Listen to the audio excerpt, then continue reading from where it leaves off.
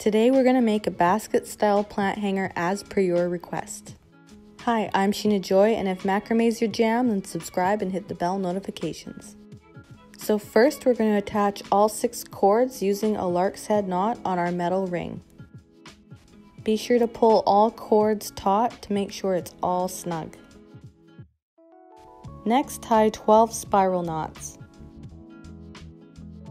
As always, if I'm going too fast for you, be sure to check out my knot tutorial playlist.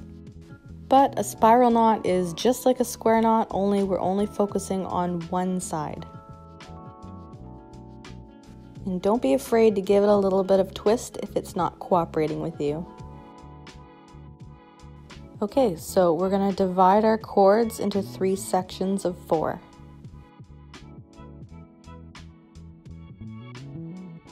Once you have it divided, we're going to tie 40 spiral knots.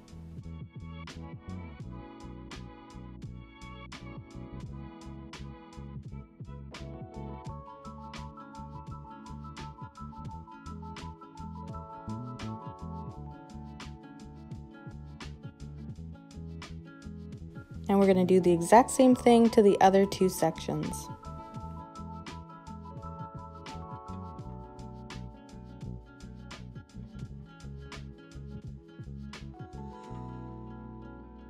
Double check that it's even, and then we're going to slide our wooden beads on. It's important to switch our working cords so that we don't run out of length. And then you guessed it, we're going to tie 40 more spiral knots.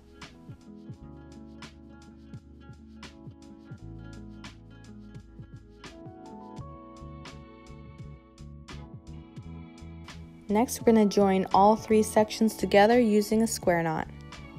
I suggest you take a measurement of your pot just to make sure that it'll fit inside our plant hanger.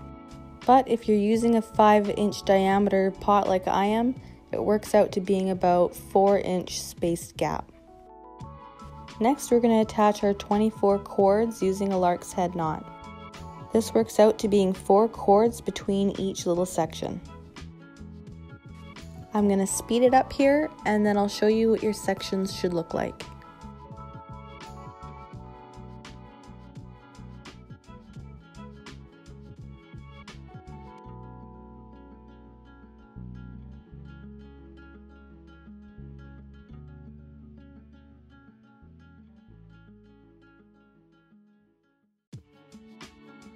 Okay, so between your spiral knots and your square knot that you would join your sections together, you should have 4 lark's head knots.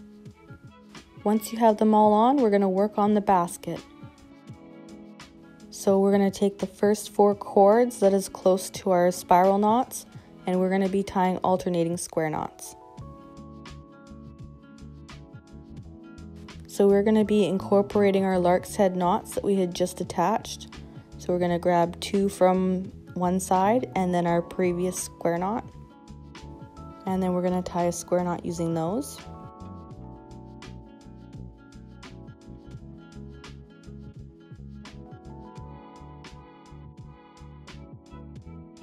And then we're going to do the same thing to the other side, adding in those extra lark's head knots.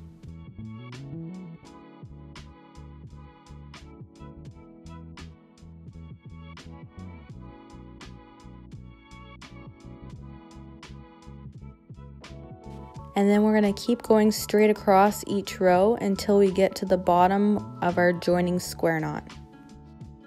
This technique is very similar to the pod planter that I had done previously. If you're interested, I'll put that link in the card above.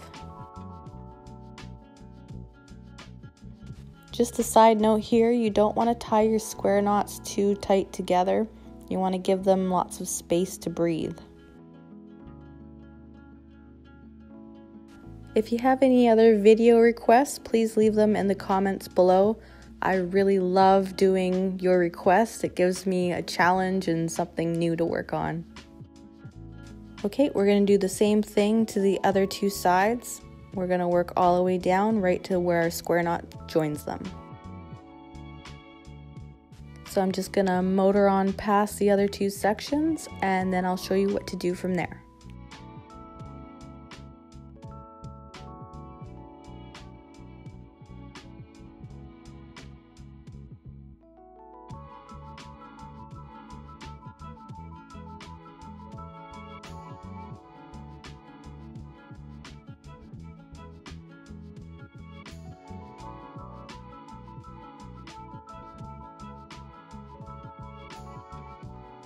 Okay, now that we reached the bottom of our joining square knot, we're going to do 6 rounds of alternating square knots. Ta-da! It should look something like this when you're done. Okay, so now let's bring it to the table and we're going to lie it down flat. And we're going to do the best to divide it into 4 sections. And we're going to be tying a crown knot. So I have to admit, this is really messy and complicated looking. So I am going to invite you to go check out my crown knot tutorial. It is very detailed and you will absolutely understand this part. Because we're using so many cords, it looks really messy. And I think you'll really benefit from checking out my crown knot tutorial if you are not familiar with the crown knots. I will link that video in the card above. But if you're following me along here, I will give you a rundown. What you do is you overlap each section and then you go all the way around, and then your last, you pull it through your starting loop. You also want to take your time here and make sure that every little strand is pulled tight. That way that there's no gaps and nothing that's loose or pulling apart. So what you just witnessed here was the first round of our crown knot. You're going to want to do this 2 more times, so a total of 3 rounds of our crown knots. And this is what it should look like at this point. Using our final strand of cord, we're going to be tying a gathering knot to finish off the bottom. If you happen to have tried this pattern, I'd love to see it. Please tag me on Instagram and I will give you a shout out in my Instagram stories. Okay, so I'm just going to trim off the excess of our gathering knot and then give the tail end a trim. And this bad boy is finished.